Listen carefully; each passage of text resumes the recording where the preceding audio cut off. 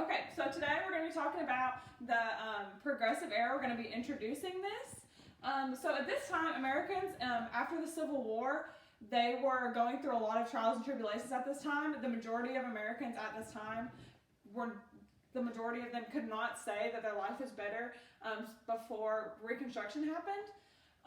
So at this time, hold on, my camera. It's all good. Okay. So what are some things that people can do when they're upset at a system that is bigger than they are? Protest. Okay. Or vote. Okay, good. So, like, for example, if I began separating you up into groups of people that were taller than 5'5" and people that were shorter than 5'5", and only the people that are taller than 5'5" can ask questions, what would you do? I would be upset if I was shorter than 5'5". Right, but you're not, so like you're not worried about it. But so like, what are some things that you would do to like try to get me to stop doing that? Talk to the principal. Okay. Or so like, what if the principal's like, okay, well, like, who cares if you need to ask questions? Maybe you should pay attention more in the lesson. Well, that's not fair. Yeah, correct. I would agree. But also, like, would you maybe like get with other people that are like shorter than 5'5" and probably try to get with other people in my other classes, maybe things like that? Is that like something you think about doing? Try to figure out something to do. Yeah, try to figure out something to do. Yeah. Oh, that's good. Okay, well, this is what people in the progressive era were trying to do at this time. So, what is progressivism? It was not so much a movement as a culture and a spirit among Americans. So, when people think about the progressive era, they kind of just think about people marching in the streets and stuff like that, but it wasn't really just one specific movement. It was more a bunch of movements together trying to create change. The majority of progressivists wanted human advancement and the liberation of minorities. As America became less white male, so at this time, a lot of immigrants were moving into America, a lot of Italian immigrants, Chinese immigrants. As I said, the Reconstruction is just like is beginning to wrap up in the South, and the Great Migration to the North of many people of color has happened. So this is something that a lot of people are trying to think about at this time, how they can bring people of color into American society, because before this they were just known as second-class citizens. So many different views, but the thing that made it difficult with them is there were many different views and morals. So they had a lot of different things that they thought were the most important. So at this time, people thought, women's rights was the most important thing, but other people wanted better working conditions in the classes. So this did make things a little bit difficult with progressivism, trying to get things done in a timely manner because they couldn't really decide on which was the most important thing. Mm-hmm. So they were both forward and backward looking, meaning that they wanted to look forward on what they wanted in America, but also they wanted to look backwards because they did not want history to repeat itself. So what they thought about was, what are things that we did not like about the past, and what are things that have happened even before like we were in America, like things that happened in the past that we don't want to happen now, that we can change before it happens. So these are some things that they wanted to change. These are just five things that we're going to talk about today. The majority of issues in the progressive era will fall under these things. There are some littler things. The majority of big things in the era were in these five categories. So the first one is working conditions in factories. Wages were low, hours were long, and children were working if they could pass as the age of 10 or older. Women's rights. Women were not allowed to vote. Women were working as much as men, if not more. They were leading. They were, working, like I said, but they still could not vote for officials or on issues that they thought were important at the time. The direct election of officials. At this time, senators were appointed by state legislature, which meant that they could be bought by state legislature rather than citizens electing them. And then the fourth one is prohibition. So the prohibition of alcohol in America was a big topic at this time. They thought that it created just a lot of bad things in America, which we'll get more into. But that was the fourth big issue that was going on at this time. Tenement housing conditions were a big issue at this time as well. They believed that because industrialization was happening in America at this time, urbanization was also happening.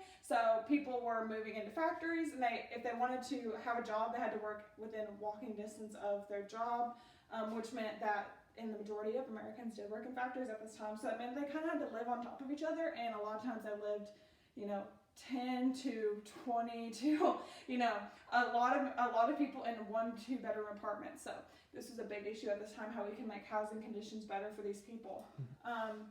So some questions I want you to think about are, how are they going to change these things, and in what ways can they create citizens reform? Any questions? There's minority rights aren't on there. Yeah. I thought that was a big. Yeah, I mean, at this time, like I said, in the beginning, it was less white at that time. So, but this do kind of fall into these places because people of color were getting worse working conditions than people that were not white people. So they were getting paid, when white people were getting paid 20 cents an hour, people of color were getting paid 10 cents an hour. When they were working, white people were working 12 hours, people of color were having to work 15 hours, or maybe they were working less hours, things like that, where they were getting worse working conditions than white people. Women's rights, women of color were also pushing for the women's right to vote. At that time, men of color could vote in some places that were, probably more urban and more progressive, but it was still a big issue, and a lot of women of color did push for the women's right to vote. And prohibition was a big thing with people of color, because in urban areas and that were more filled with minorities, alcoholism was a huge issue going on at that time. So this is a thing that a lot of minorities actually pushed for or pushed against. So, okay, this is just a little political cartoon. So what do you think this cartoon is trying to convey? You can kind of see this guy has a suit on, it's got dollar signs on it, and there's a bunch of people over here on fire. It's an old cartoon, so you can't really, it's kind of hard to see, but there's people laying on the ground, they're trying to push to get into this guy, but he's he's pushing against him. So what do you think this cartoon is trying to convey? He's putting money over people's lives. Okay, and then what would this make people of the time think about? So if this was on a poster, or out in Times Square, or if this was in the New York Times newspaper at this time, what would this be trying to make people think about? The power of old, rich, white suppressors. Okay. So that's a good way to think about it. I would agree with you, but a lot of times people can convey it in different ways. So I think that was the big issue of this time, was people were artists of the time, journalists of the time, were trying to think of new ways to show, to convey things to people, because some people couldn't write, couldn't read, things like that. So they were trying to do it in ways that people understood. So this is a new way of, and then the press was getting larger at this time. So this is a thing. This is a big progressive era thing, was political cartoons. So we'll talk more about that this week. Okay, so next we're going to talk about working life. They were working, like I said at the beginning, they were working 13 and 14-hour days, 6 to 7 days a week, and they were getting, the average wage at that time was about 22 cents per hour. And that was about in 1890, which is right before the progressive era started, which is super duper low. They had terrible conditions. You could not get workers' comp if you were injured. Instead you were fired, Donald Trump style, on The Apprentice. You fired, yeah. It's over. You're done. So this was a big issue at the time, because as you can see in this picture, this is a little boy working in a steel mill. And this is this is around 1900. As you see, there's glass on the floor. There's all this exposed industrial things on the ground. He's not wearing any protective covering. Tons of things, tons of dangerous things. But if you got hurt, you were not gonna get, you weren't gonna get your job back. You weren't gonna get covered by your job. You're just fired, and then you're maybe fatally injured. So this is a big issue at that time. And children over the age of 10, or if they could pass as the age of 10, were considered of working age, and they were expected to work in a lot of places. New technology was extremely unsafe, and just like I said, industrialization was a big issue at this time. So they were creating this new technology, but it was not safe. It was not It was a lot of exposed stuff. Not a lot of things were covered. They were not thinking of the worker safety in mind. They were just trying to think of ways to get things done as soon as possible. So a lot of ways I tried to change this is by going on strike. Everyone's looking for someone to blame, but who are they going to blame? So like workers are going to blame the big bosses, but the big bosses are going to blame the workers. So they're going to say, you know, you're lucky that you have a job. You're lucky that I pay you 20 cents an hour. You're lucky that I give you more hours to work because that way you can get more money. Things like that. So everyone's looking for someone to blame. It's just what side you're going to look at. These are some events connected to reforming working life. I'm going to give you this little progressive era organizer. This one right here. It just shows like the different types of problems. So it's either political, social, or economic. These are just, the students will fill this out and they'll just like put the problem and then the thing, but you'll be able to see it on there. Anyway, there you go. These are some events connected to reforming working life. I would just write these in your notes real quick. This will go at the end. I'll show you all a timeline with all the events. We'll go more into depth of these events next week, but I just kind of want you all to have these on your mind. Maybe think about like looking more into these if you feel like you want to, things like that. So the first thing is the formation of the National Labor Union in 1868, the Great Railroad Strike of 1873. Went on until like 1880-ish. There was really no end to it. It kind of just like faded out in some places. The formation of the American Federation of Labor was in 1886. The Haymarket Riot, which is like the deadliest riot in like almost America, like deadliest workers union strike riot was in 1886. The Homestead Strike, which is another, it was almost like a battle, like a war against like union workers, and then like police and big businesses. It was in 1892, and then the Triangle Shirtwaist Factory Fire, which was in this slide that I just showed you.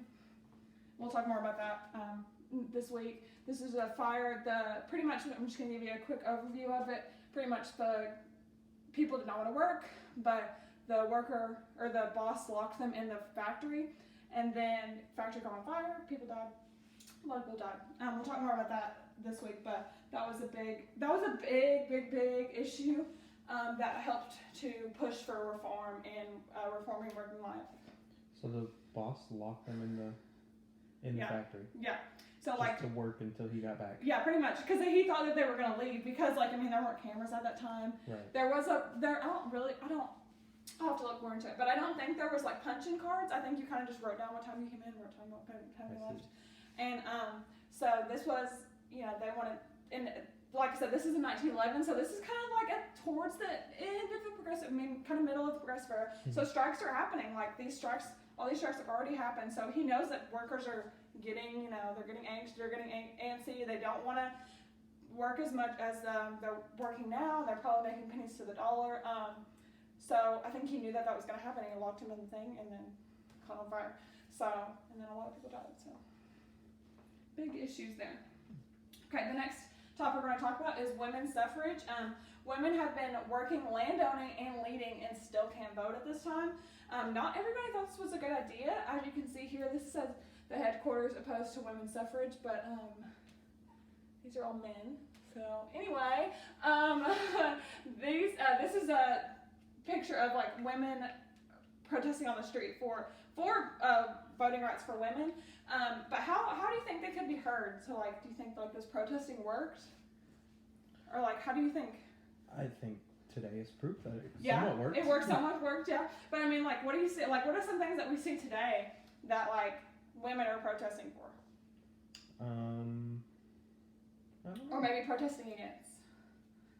Women protesting against now? Yeah, or against or for, like something, like what are some big issues that we see that, like women's rights are still being protested today?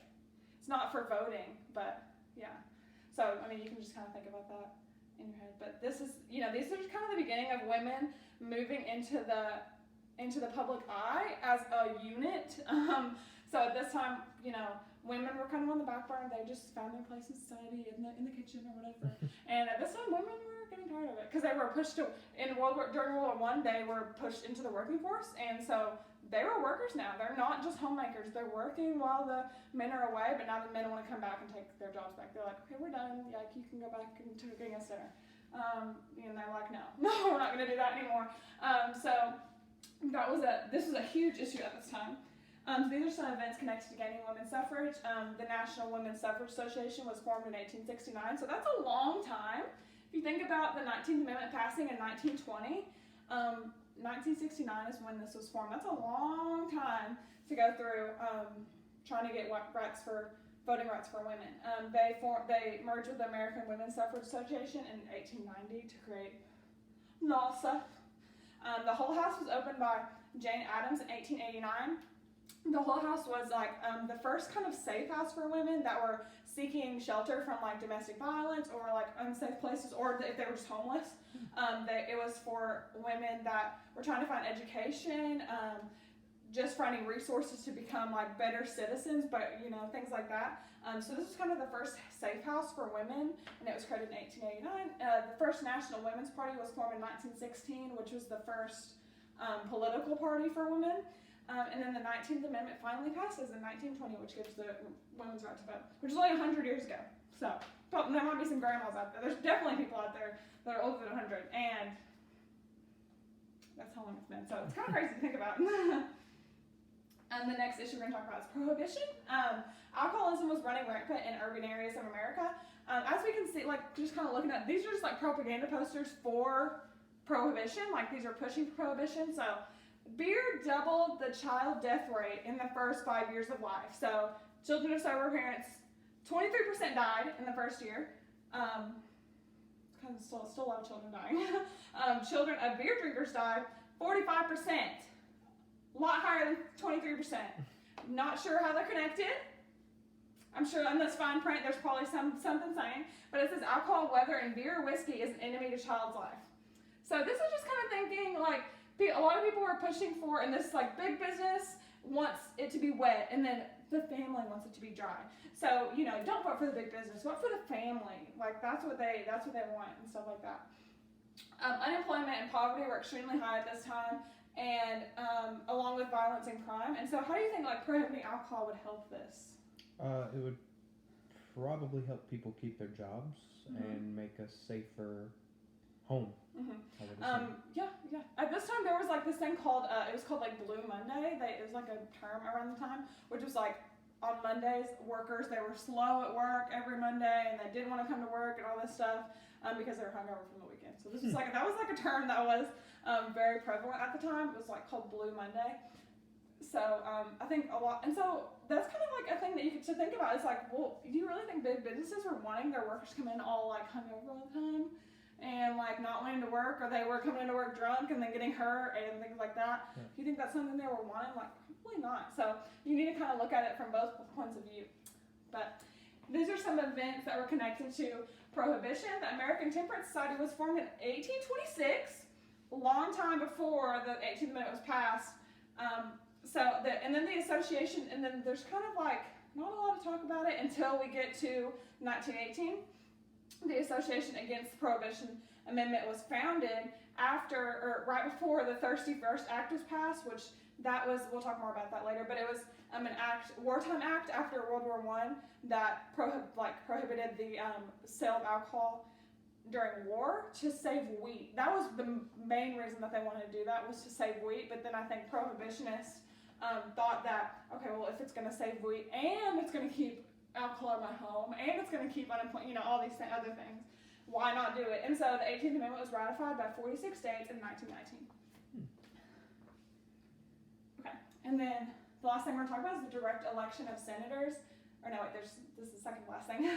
Senators at this time were appointed by state legislature, bringing in power bosses of each state to the Senate. So this is just a little graphic. It's showing like a young, new money senator going in 1826, and then finally coming out in 1912 with this like long beard, and he's got like all this money and like stuff like that. He's got like a gold bar there. So this is just something to think about. Like senators were going in at super young, like 20, 30, and they were coming out 80, 90, like, what I'm saying? They were there for their whole lives. And not a lot was getting done at the time. So money equals election, and election equals re-election. And so it was just a very vicious cycle for America at the time, because all that was getting done for the majority of Americans, middle class, low class Americans. They were only helping the big businesses. And this is just another political cartoon. It's just showing like all these big guys like taking up all the seats in Senate. Like it says like paper trust, coal trust, Standard Oil Trust, Steel Beam Trust, just some things like that. So who was this like really affecting though?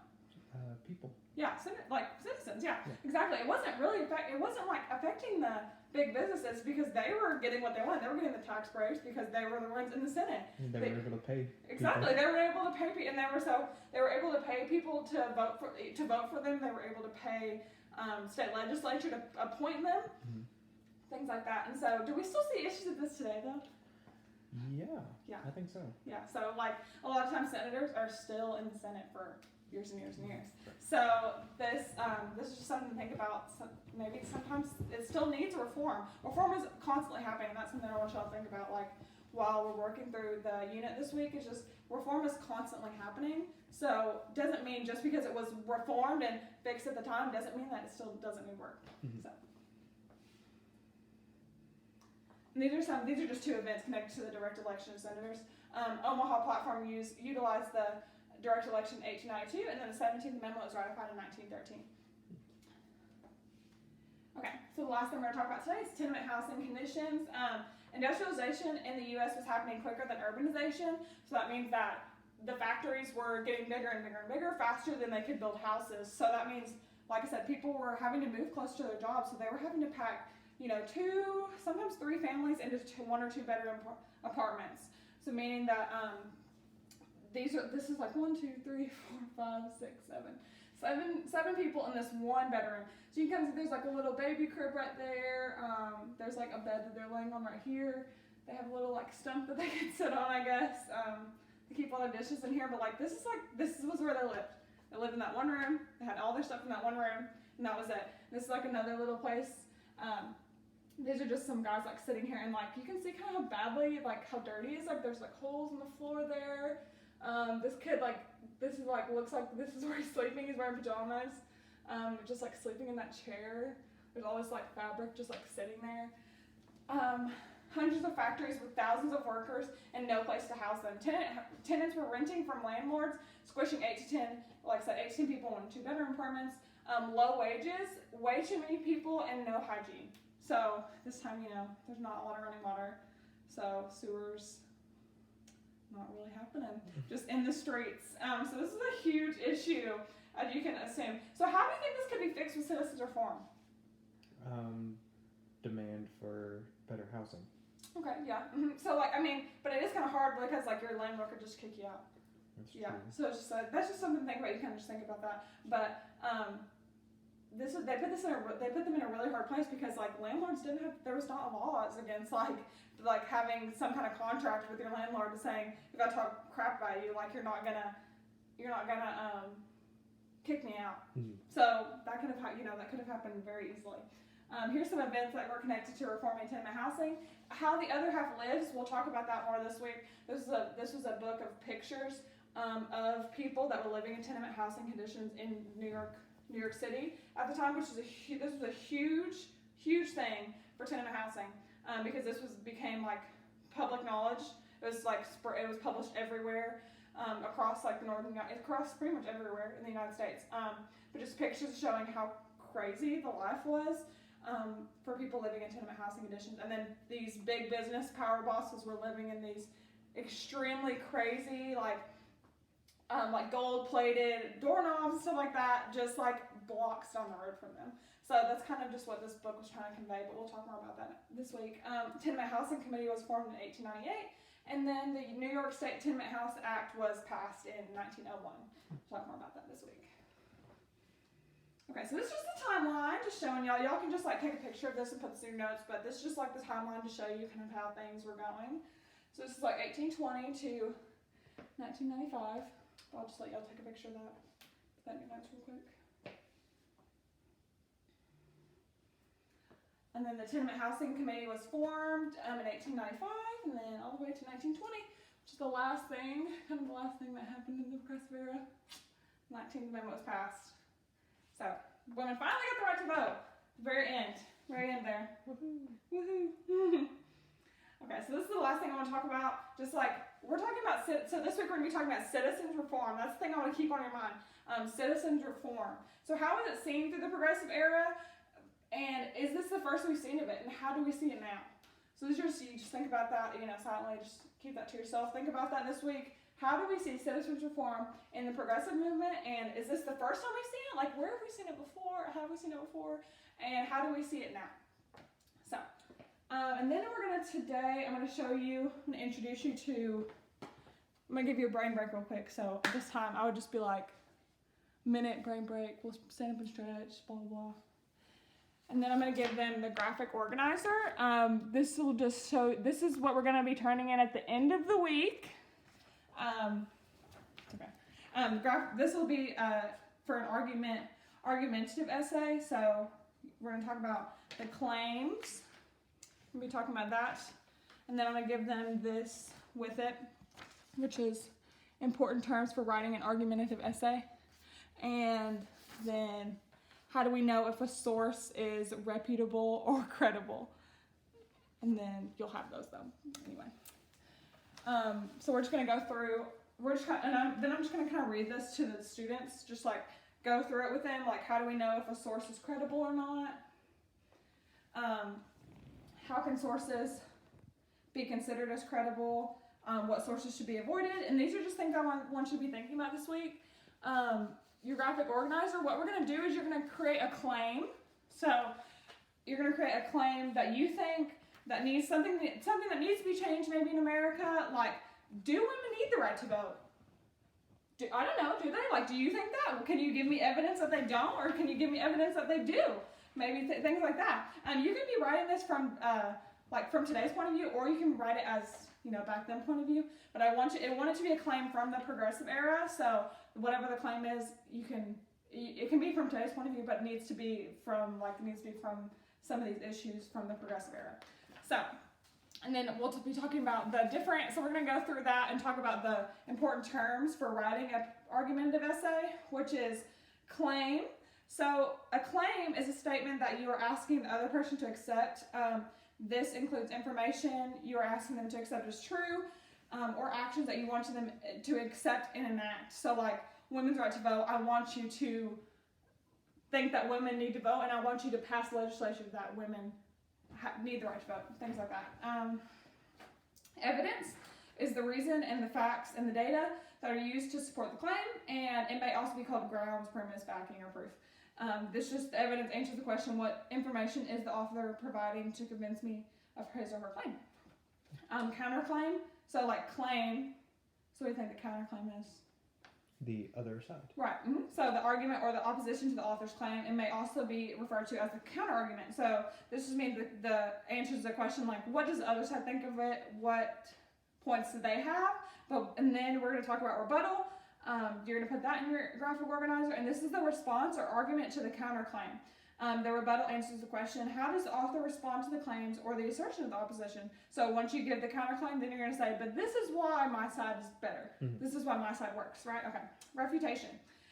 The process of acknowledging a counter-argument or providing a strong rebuttal. So that just means like you're refuting the other claim. Kind of same thing as rebuttal, but you're just kind of wrapping that up. And then for your sources, you're going to need at least one primary source, and one secondary source, and you're going to need four sources altogether for your graphic organizer.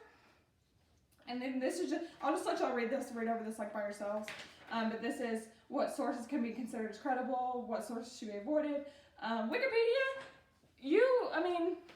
I would not get things from Wikipedia, but it's a good starting point.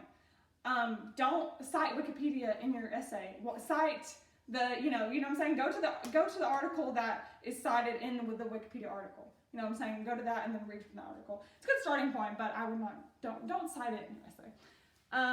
Think about who's the author, what the purpose of the author's work, and how is sources provided. So that is it for me today, ladies and gentlemen. So can you give me one issue from the progressive era? Prohibition. And why was it an issue? They thought it would bring down violence in the household and make people keep their jobs. Okay. And then what do they propose? Like, what kind of reform do they propose?